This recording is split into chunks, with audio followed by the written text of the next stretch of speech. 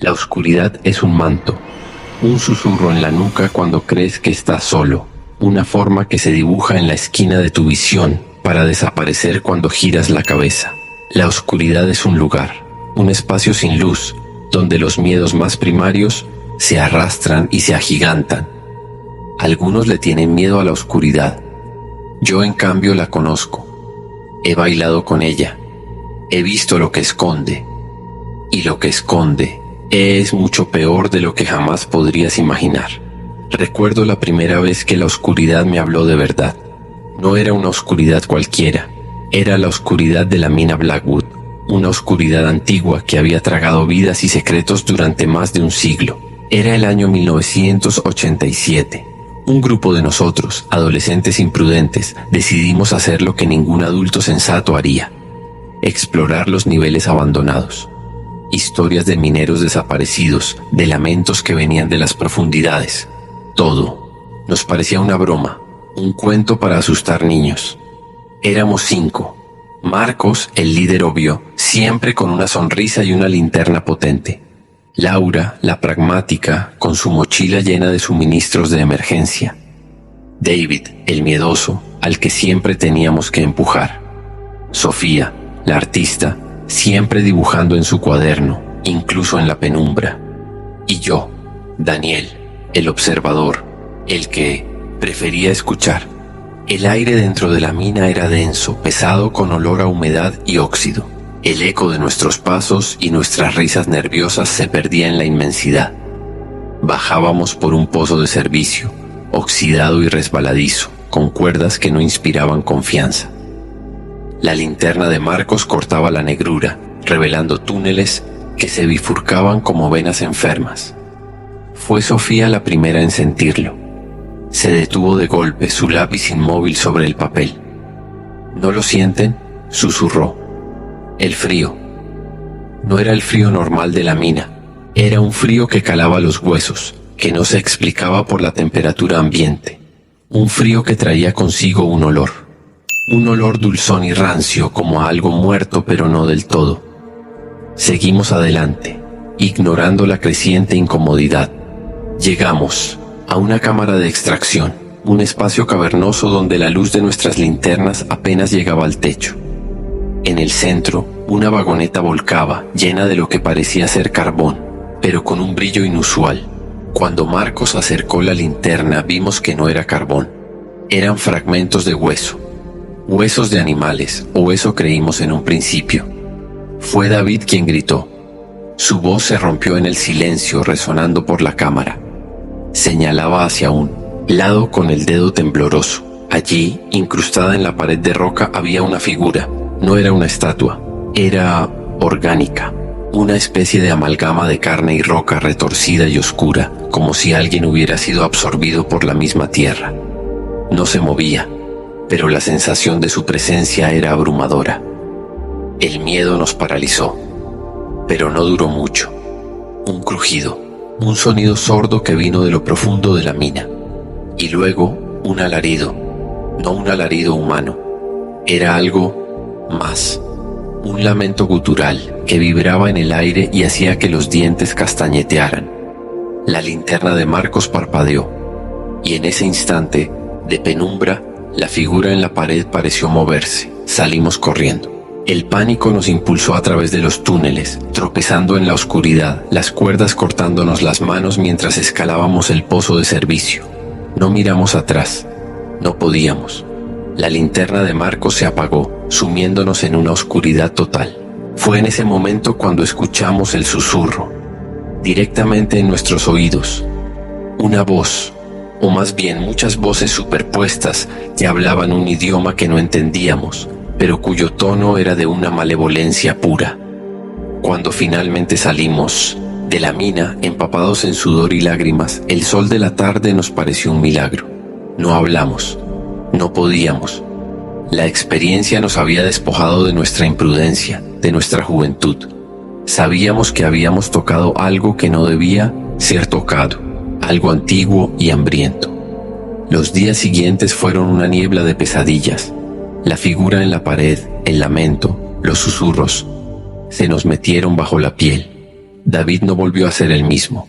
Se encerró en su casa negándose a hablar. Sofía dejó de dibujar.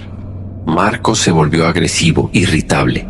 Laura, la pragmática, se obsesionó con la investigación de las minas abandonadas. Y yo sentía que la oscuridad me había seguido, que me esperaba en algún lugar. La policía nunca nos creyó. Pensaron que era una broma de adolescentes que salió mal. No había pruebas. La mina para ellos era solo un viejo agujero en la tierra, pero para nosotros era la puerta a algo más. Los años pasaron, pero la sombra de la mina Blackwood nunca nos abandonó. Cada uno de nosotros intentó reconstruir su vida, pero la experiencia nos había marcado. David, el más afectado, terminó en una institución psiquiátrica susurrando incoherencias sobre la cosa en la pared y las voces. Sofía, después de un tiempo, retomó su arte, pero sus dibujos se volvieron inquietantes, llenos de formas retorcidas y sombras amenazantes. Marcos se casó, tuvo hijos, pero sus ojos siempre conservaron un brillo de miedo, un eco de la oscuridad que habíamos enfrentado. Laura se convirtió en una archivista, devorando cualquier información sobre leyendas locales, desapariciones sin resolver y, por supuesto, la mina Blackwood.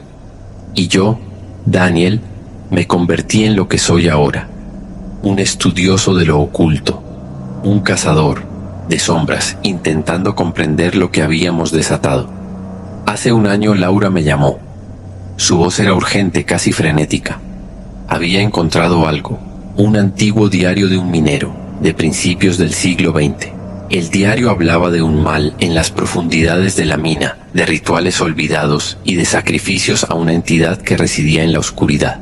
Lo que más le había impactado era un dibujo, tosco pero inconfundible, de la figura que habíamos visto en la pared. Es más antiguo de lo que pensábamos, Daniel, me dijo Laura. Mucho más antiguo. La mina no es lo que atrajo a esta cosa. Esta cosa estaba aquí antes que la mina. La mina solo la despertó. El diario mencionaba un ritual, una forma de contener a la entidad que se realizaba cada 50 años. Y la fecha del próximo ritual era en un mes. Decidimos que teníamos que volver. No podíamos ignorarlo. No después de todo lo que habíamos vivido. Reunimos a Marcos y Sofía. Marcos se resistía. El miedo aún lo consumía.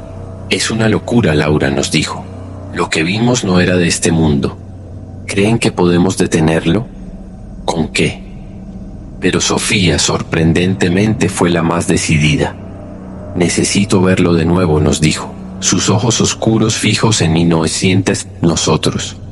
Para entenderlo, para poder dibujarlo, para darle forma a la pesadilla que me persigue. Sabíamos que en el fondo ambos sentían la misma responsabilidad que nosotros. La idea era volver a la mina, pero esta vez con un propósito: encontrar el lugar del ritual, documentarlo y, si era posible, entenderlo. Llevábamos equipos más sofisticados, cámaras de visión nocturna, detectores de campo electromagnético, radios de largo alcance. La experiencia nos había enseñado que la imprudencia no era una opción. La entrada a la mina se sentía diferente esta vez. No había la excitación nerviosa de la juventud, solo una quietud opresiva. Cada paso resonaba con el peso de lo que sabíamos que nos esperaba. Descendimos con precaución, cada uno con una linterna potente, sus haces de luz cortando la negrura como cuchillos. El aire en los niveles más profundos era aún más denso, más frío. El olor a humedad y a algo putrefacto se intensificó. Laura, con el diario en la mano, nos guiaba. El minero había dejado un mapa rudimentario con símbolos crípticos y anotaciones aterradoras. Llegamos a la cámara de extracción. La figura en la pared seguía allí, más grande, más oscura, como si hubiera crecido en nuestra ausencia. Sofía se acercó, su cuaderno y lápiz en mano. Sus dedos volaron sobre el papel, capturando la esencia de la abominación. Marcos se mantuvo a distancia, su rostro pálido. Mientras Sofía dibujaba, Laura notó algo en el diario. Una frase escrita con una caligrafía temblorosa. La oscuridad canta y los huesos bailan. La última ofrenda, la llave al olvido. Debajo, un pequeño grabado de una cueva al final de un pasaje lateral. Nos adentramos en ese pasaje. Era estrecho y claustrofóbico, las paredes rezumando una baba negra y viscosa. El aire se volvió casi irrespirable. El sonido de nuestros propios corazones era el único latido en el silencio. Entonces lo vimos. La cueva del grabado. No era una cueva natural. Era un espacio tallado con símbolos arcanos grabados en las paredes. En el centro, un altar de piedra cubierto de una capa de polvo y una sustancia oscura y seca, y sobre el altar una pila de huesos. Pero no eran huesos de animales, eran humanos, ordenados de una manera inquietante, como si formaran una especie de patrón. Laura leyó del diario. Aquí donde la sombra es más profunda, el ritual se completa. La ofrenda de vida, la sangre que nutre a lo que acecha. Y entonces una nota al pie, casi ilegible. La última ofrenda es la más preciada, aquella que lleva la luz dentro de sí, la luz que es vida. Mientras Laura leía, la luz de nuestras linternas comenzó a fluctuar. Las sombras se estiraron y se contrajeron bailando en las paredes. El frío se intensificó, un frío que ya no era solo físico, sino que parecía invadir nuestra propia alma. De repente los huesos sobre el altar comenzaron a vibrar. Un sonido bajo, un zumbido que crecía en intensidad, y luego una voz. La misma voz múltiple que habíamos escuchado hacía años, pero esta vez era más fuerte, más clara. No entendíamos las palabras, pero su significado era inconfundible. Hambre, sed y un deseo insaciable de más. Sofía soltó un grito. Su rostro se contorsionó en una máscara de terror. Su lápiz cayó de sus manos. Señalaba hacia el túnel por donde habíamos venido. De las profundidades de la mina, arrastrándose en la oscuridad, venía algo.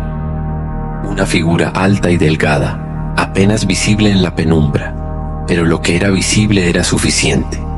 La piel oscura, la forma antinatural, los movimientos espasmódicos. Era la cosa de la pared, liberada. Marcos intentó encender su linterna, pero falló. El pánico se apoderó de nosotros. Estábamos atrapados. La criatura se acercaba, su silueta alargada proyectándose en las paredes de la cueva. El zumbido de los huesos se intensificó, y la voz, ahora un coro de lamentos y susurros, llenó el espacio. En ese momento Laura, con el diario aún en sus manos, gritó: «La luz, necesita la luz. Es la última ofrenda». No entendíamos lo que quería decir. ¿Qué luz? Nuestras linternas no eran suficientes. Pero entonces Sofía, aún petrificada por el miedo, levantó sus manos. Un pequeño brillo emanó de sus palmas. Al principio era tenue, apenas perceptible, pero creció. Se volvió más brillante, más intenso, un resplandor dorado que iluminó la cueva, revelando la criatura en toda su horripilante gloria. Sus ojos, si es que tenía ojos, eran pozos de oscuridad. Su piel, una mezcla de carne y roca. La criatura se detuvo, como si el brillo de Sofía la hubiera sorprendido. Se retorció, emitiendo un sonido que era una mezcla de siseo y rugido. Sofía, con una determinación que nunca le habíamos visto, extendió sus brazos y el brillo de sus manos se intensificó aún más, proyectándose directamente sobre la criatura. La criatura emitió un grito ahogado. El brillo la estaba quemando, no con fuego, sino con una energía que parecía disolverla. La carne y la roca comenzaron a desmoronarse. La forma antinatural se deshacía. El zumbido de los huesos cesó. Los susurros se silenciaron. Pero el brillo de Sofía no era solo contra la criatura, también la estaba consumiendo a ella. Su piel se volvió translúcida, su forma se desdibujaba. Marcos y yo intentamos acercarnos, pero Laura nos detuvo. No podemos. Es la luz, su propia luz, su alma. La criatura, ahora una masa informe y burbujeante, se hundió en el suelo de la cueva, dejando un charco de una sustancia oscura y viscosa, y al mismo tiempo Sofía se desvaneció. Su brillo se intensificó por un instante y luego se disipó, dejando solo el vacío y un silencio ensordecedor. Su cuaderno con sus dibujos yacía en el suelo intacto. La mina estaba en silencio. La oscuridad, aunque presente, ya no se sentía opresiva. La entidad se había ido. Derrotada, contenida. No lo sabíamos. Solo sabíamos que Sofía había hecho un sacrificio. La luz dentro de sí, la luz que era vida, se había ofrecido a la oscuridad para apaciguarla. El regreso a la superficie fue fantasmal. Marcos, Laura y yo éramos 3 espectros, arrastrando nuestros cuerpos fuera de la mina Blackwood. El sol de la mañana nos parecía extraño, ajeno a la oscuridad que habíamos presenciado y al sacrificio que habíamos presenciado. El cuaderno de Sofía era lo único que quedaba de ella, un testamento silencioso a su valentía, a su sacrificio. La policía, por supuesto, no nos creyó. Nuestra historia, la de una criatura de la oscuridad y el sacrificio de una amiga a través de una luz interior, sonaba a locura. Dijeron que Sofía se había extraviado, que probablemente había caído en algún pozo, pero no había cuerpo, no había rastro, solo el silencio de la mina. Y el nuestro. Marcos se cerró en sí mismo, aún más que antes. La culpa y el dolor lo consumieron. Su matrimonio se desmoronó, su vida se volvió un tormento. Laura, por su parte, se dedicó a estudiar el diario del minero con una intensidad febril. Pasó meses, años, descifrando los símbolos, los rituales, buscando una explicación, una forma de entender lo que había pasado. Yo, en cambio, intenté documentar todo, registrarlo, convertirme en el narrador de esta historia, el guardián de su memoria. El diario, junto con los dibujos de Sofía, se convirtió en nuestra única conexión con la verdad. Laura descubrió que la luz que es vida era una referencia a algo más profundo que un alma individual. Era una energía, una esencia que algunas personas poseían en mayor medida que otras. Una energía que podía apaciguar, o por el contrario, despertar a entidades como la que habíamos encontrado. El ritual, el que se realizaba cada 50 años, no era para matar a la criatura, sino para alimentarla, para apaciguarla con la ofrenda de esa luz y mantenerla dormida. Sofía, sin saberlo, había ofrecido esa energía en su totalidad. Había dado todo. Pero lo más inquietante que descubrió Laura fue una última anotación en el diario, casi ilegible, oculta en un pliegue del papel. La oscuridad no muere, solo duerme. Y cuando despierte, reclamará su deuda, la deuda de la luz que fue consumida. La implicación era clara. La criatura no había sido destruida, solo había sido alimentada, apaciguada. Y su despertar era solo cuestión de tiempo. La deuda. ¿Qué deuda? ¿Y cómo la reclamaría? Los años pasaron de nuevo. La mina Blackwood fue sellada de forma permanente, declarada insegura. Pero el miedo persistía. La gente del pueblo aún susurraba historias de lamentos y sombras en la noche. Un día recibí una llamada de Laura. Su voz era diferente. No era la urgencia de la última vez, sino una calma fría, calculada. Daniel dijo, creo que sé cómo la oscuridad reclama su deuda. Me pidió que fuera a su casa. Cuando llegué, Laura estaba rodeada de mapas, gráficos y más diarios, antiguos. Había estado investigando patrones, conexiones. Me mostró un mapa de la región, lleno de puntos marcados con fechas. Fechas de desapariciones sin resolver, de personas que habían desaparecido sin dejar rastro. Y cada fecha, cada punto, coincidía con un ciclo de 50 años. Un ciclo que se remontaba a siglos atrás. La criatura no solo consumió la luz de Sofía, me explicó Laura. Su voz apenas un susurro. Ella se convirtió en parte de ella. Su esencia, su energía, fue absorbida. Y ahora, la oscuridad busca más. No solo la luz en general. Busca la misma esencia, la misma energía que consume. Busca a aquellos que son como Sofía, a aquellos que tienen esa luz en abundancia. Lo entendí entonces. La deuda no era una deuda de sangre, era una deuda de afinidad. La oscuridad, habiendo probado la luz de Sofía, ahora buscaba más de la misma calidad. Buscaba a los dadores de luz, a los que poseían esa energía particular.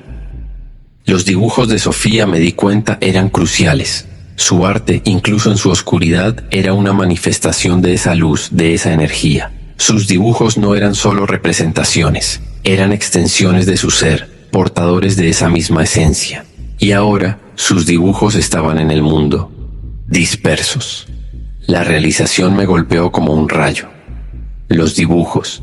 Sofía había vendido algunos de sus trabajos en exposiciones de arte locales antes de nuestra última incursión en la mina. Otros los había regalado a amigos y familiares. Eran pocas las personas que los poseían, pero estaban allí, dispersos, por la región.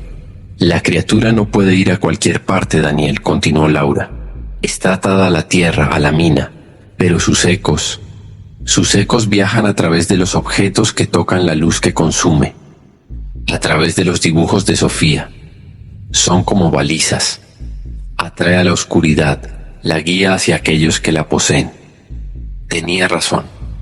David en la institución siempre había tenido ese brillo particular, esa sensibilidad que a menudo acompañaba a la luz. Las desapariciones en el mapa de Laura. ¿Cuántas de esas personas habían tenido alguna conexión con Sofía? ¿Algún contacto con sus obras de arte? Laura y yo pasamos los siguientes meses intentando localizar todos los dibujos de Sofía. Cada vez que encontrábamos uno, la sensación de urgencia aumentaba. Encontramos uno en la casa de una anciana que había sido maestra de arte de Sofía. Otro, en la colección de un pequeño museo local.